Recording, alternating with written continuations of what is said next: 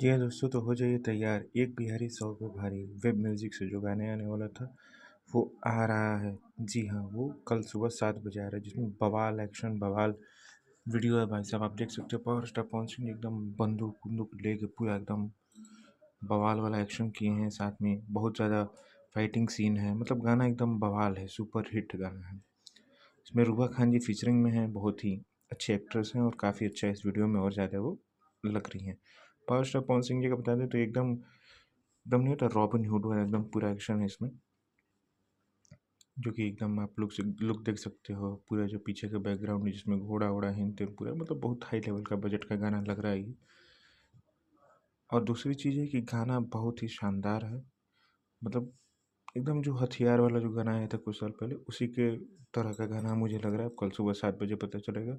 Web music से कल सुबह 7 बजे वीडियो आ रहा है गाने का, ज़रूर देखिएगा। इस चैनल को सब्सक्राइब कीजिए, वीडियो को शेयर कीजिए। Bye bye.